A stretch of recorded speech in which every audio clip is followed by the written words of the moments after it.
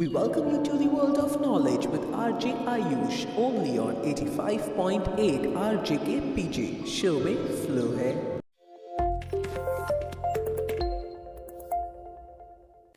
Hello and very warm and pleasant good morning to all my lovely listeners. कैसे हो सबके सब? पता है RJ के पीछे पर खुल चुका है वर्ल्ड ऑफ नॉलेज का एक और नया चैप्टर जिसका नाम है अनस्टॉपेबल। सो ये अनस्टॉपेबल वर्ड का proper meaning and perfect example क्या है? मेरे लिए अनस्टॉपेबल वर्ड का प्रॉपर मीनिंग और उसका परफेक्ट एग्जाम्पल है एक बच्चा। ये कहानी एक छोटे से गांव में रहने वाले छोटे से लड़के की है जिसका नाम था महेंद्र। घर वालों की फाइनेंशियल कंडीशन खराब होने की वजह से वो पढ़ाई नहीं कर सका और जिस बचपन में हम अपने बचपने को एंजॉय करते हैं उस बचपन में वो काम के बोझ के तले दब गया। पढ़ाई का शौक उसको इस कदर था कि जहां से भी मौका मिलता वो वहां से ज्ञान को बटोर लिया करता था।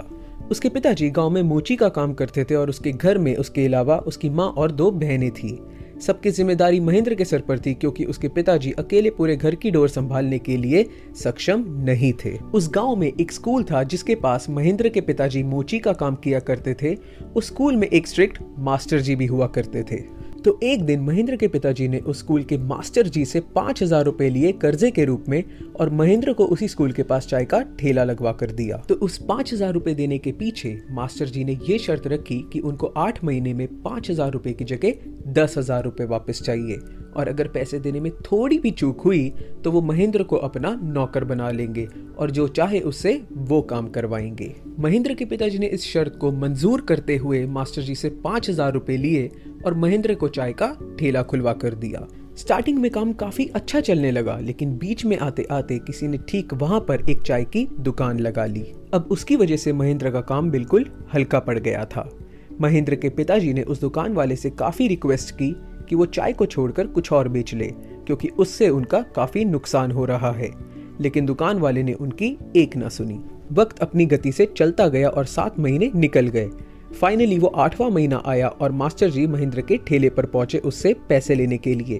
वहां पर महेंद्र के पिताजी भी मौजूद थे। ठेले पर पहुंचते ही मास्टर जी ने महेंद्र के पिताजी से तेज आवाज में कहा कि लाओ मेरे 10,000 रुपए, लेकिन महेंद्र सिर्फ 7,000 रुपए ही कमा सका था। शर्त के मुताबिक 3,000 रुपए कम थे जिसकी वजह से मास्टर जी महेंद्र को अपने साथ ले गए और उसे अपना नौकर बना लिया। महेंद्र के पिताजी की आंखों में आंसू थे लेकिन वो कुछ नहीं कह सके क्योंकि उन्हें पता था कि अगर वो अपनी शर्त के खिलाफ गए तो पूरे गांव वाले उनके खिलाफ हो सकते हैं। और वहीं दूसरी तरफ महेंद्र मास्टर जी के साथ हर जगह जाया करता था लेकिन उनका नौकर बनकर, चाहे फिर वो स्कूल हो या कोई फंक्शन। और यहीं से स्टार्ट हुआ था महेंद्र का अनस्टॉपेबल होना। जब मास्टर जी उसको स्कूल में ले जाते थे तो वो स्कूल में चल रही नॉलेज को बटोर लेता था। उसी तरह जब वो उसे किसी पार्टी या फंक्शन में ले जाते थे तो वो वहां पर चल रहे सामाजिक ज्ञान को बटोर लेता था। इसी तरह से 3 महीने तक समय अपनी गति से चलता रहा। फिर एक दिन आया जिस दिन गांव में प्रश्नोत्तरी प्रतियोगिता रखी गई जिसको हम इंग्लिश में क्विज कंपटीशन भी कहते हैं और उसका विनिंग प्राइस था 1 लाख रुपए और साथ में लाइफ टाइम स्कॉलरशिप भी। मास्टर जी इस क्विज कंपटीशन में अपने बेटे को एनरोल करवाना चाहते थे लेकिन उनका बेटा उनके नेचर से बिल्कुल ऑपोजिट था। जहां एक तरफ master ji strict and discipline स्वभाव के थे वहीं दूसरी तरफ उनका बेटा शरारती स्वभाव का था। उसका पढ़ाई में बिल्कुल दिल नहीं लगता था। जनवरी का महीना था और 8 जनवरी को कंपटीशन की डेट थी। मास्टर जी ने अपने बेटे का नाम उसमें लिखवा दिया और जैसे इस बात का अंदाजा उनके बेटे को हुआ उसने घर में अफरा तफरी मचा दी। मास्टर जी उसको डेली तैयारी करने के लिए कहते थे तो वो कोई ना कोई बहाना बना देता था। वहीं दूसरी तरफ महेंद्र जो स्कूल में पढ़ता तक नहीं था वो कहीं ना कहीं से नॉलेज कलेक्ट करता रहता था। सो फाइनली वो डेट आई जिस दिन कंपटीशन होना था यानी कि 8 जनवरी। वहां पर गांव के सभी मेंबर्स आए हुए थे जिसमें महेंद्र के माता पिता भी शुमार थे। मास्टर जी के बेटे का नाम अनाउंस हुआ कंपटीशन के लिए तो पता चला उनका बेटा वहां नहीं था।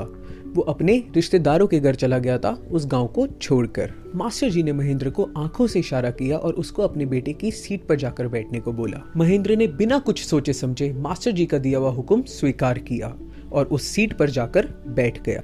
कंपटीशन की शुरुआत हुई और महेंद्र ने सबसे ज्यादा अंक बटोरे। आखिर में आते आते कंपटीशन टफ हो गया था। सिर्फ 2 लोग बचे थे जिनके बीच ये कंपटीशन चल रहा था। एक तो महेंद्र था और दूसरा कौन था क्या आप गेस कर सकते हैं? अरे मैं बताता हूँ ना, दूसरा वो दुकान वाले का बेटा था जिसने महेंद्र के ठेले के बराबर में अपनी चाय की दुकान खोली थी। कंपटीशन अपनी रफ्तार से आगे बढ़ रहा था।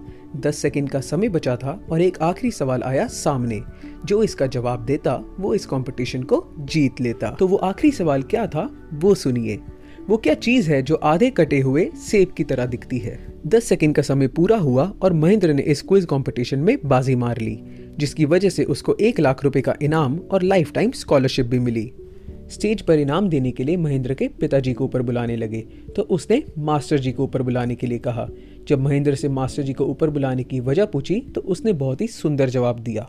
उसने कहा कि मेरे अनस्टॉपेबल होने का और इस कंपटीशन को जीतने का सबसे बड़ा रीजन मेरे मालिक मेरे मास्टर जी हैं। ये सुनकर मास्टर जी की आंखों में से आंसू आ गए और उन्होंने महेंद्र का कर्जा माफ कर दिया और उसको फ्री में पढ़ाई करवाने का वचन भी दिया और ये कहा कि इसी तरह जिंदगी में अनस्टॉपेबल रहना, सदा अपने दिल की सुनना और सही राह चुनना। सो इसी ब्यूटीफुल मैसेज के साथ मैं आरजे आयुष आपसे इजाजत लेना चाहता हूँ। स्टे ट्यून टू 85.8 आरजे के पीजे, क्योंकि अब चलेगा एक गाना और नहीं चलेगा कोई भी बहाना। और हाँ, जाते जाते महेंद्र के क्वेश्चन का आंसर आप सब मुझे कमेंट बॉक्स में बताना, क्योंकि उसका आंसर महेंद्र जानता है, मैं नहीं। Stay tuned guys. तेरे नालों चली हसीन कोई ना, तारे चने अंबर जमीन कोई ना, मैं जदों तेरे मोटे उत्ते सिर रखिया, ये तो सच्ची समा भी हसीन कोई